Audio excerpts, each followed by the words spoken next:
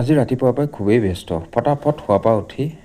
কলপাত কাটাত লাগি গ'লোঁ ৰ'ব কলপাত কিয় কাটিছোঁতো ক'বলৈ থাকিয়ে গ'ল কলপাত মানে আজি ঘৰতে অকণমানকৈ সেৱা অকণ আগবঢ়াইছিলোঁ সেৱাকণ তেনেকুৱা বিশেষ একো নাই কিন্তু কথাটো হ'ল যে মোৰ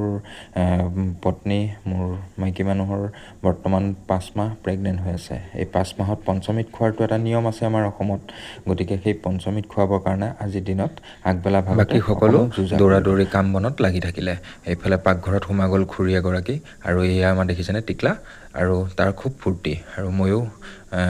গামোচা লৈ ধুতিখন পিন্ধি ভকতৰ শাৰীত বহিবলৈ আৰম্ভ কৰি দিলোঁ তাৰপিছতেই খুৰাই আহি পুথি এভাগ পঢ়িলে পুথিভাগ পঢ়িবৰ কাৰণে যোজা চলালে আমিও এভাগ সেৱা কৰি দিলোঁ সেৱাভাগ আগবঢ়ালোঁ যাতে আমাৰ আহিবলগীয়া জীৱটো যাতে সুকলমে আহে পৃথিৱীখন সুখেৰে দেখে আৰু তাৰ কাৰণে পুথিভাগ পঢ়িলে তেখেতে আমিও শুনিবলৈ আৰম্ভ কৰিলোঁ মই বহিলোঁ মোৰ কাষতে সেয়া মোৰ পত্নী আপোনালোকে চিনি পায় তেওঁ বহি ল'লে পুথিভাগ শুনাত লাগিল তেওঁ অকণমান লাজো কৰিলে এয়া অকণ মিচিকি হাঁহি অকণো মাৰি দিছে দেই তাৰপিছতেই মাও আছে পিছফালে মা বহিলে আৰু ঘৰতেই সেই নিয়মভাগ আগবঢ়াই আমি লৈ গ'লোঁ আৰু ঘৰৰ ওচৰৰে খুৰী বৰমা সকলোকে মাতিলোঁ আহিলে আহি পেলাই আমাৰ নিয়মভাগ আগবঢ়াই লৈ গ'ল আৰু খুব এটা সুন্দৰ পৰিৱেশৰ মাজেৰে খুব এটা সুন্দৰ অনুভৱৰ মাজেৰে দিনটো পাৰ হ'ল মাজে মাজে ঘৰত অকণমান পুথি পাছ পঢ়ি থাকিব লাগে মনটো ভাল লাগে আৰু এইফালে প্ৰসাদ দিয়াৰ পিছতেই এয়া আমি অকণমান পায়স বনাইছিলোঁ এই ক্ষীৰকণ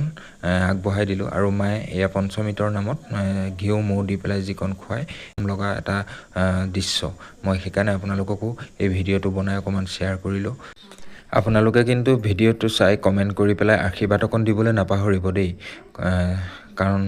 এইকণ মুহূৰ্ত হয়তো আপোনালোকেও পাৰ কৰিছে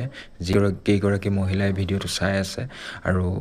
পৰাপক্ষত আপোনালোকে এটা কমেণ্ট কৰি আশীৰ্বাদ দিলে আমাৰো ভাল লাগিব তাৰপিছতে যেতিয়া বোৱাৰীকক খোৱালে বোলে নাই তোকো খুৱাই দিম বুলি কৈ অকণ মোকো খোৱালে ময়ো খালোঁ কাৰণ মাৰ হাতৰ চামুচৰ সোৱাদটো বহুত বেলেগ সেইকণ সোৱাদ পাবলৈ বহুত কষ্টকৰ যাৰ মা আছে যোনে যোনে মাৰ হাতৰ সেই চামুচেৰে সেই সোৱাদকণ পাইছে তেওঁলোকেও এবাৰ কমেণ্ট কৰি জনাব আৰু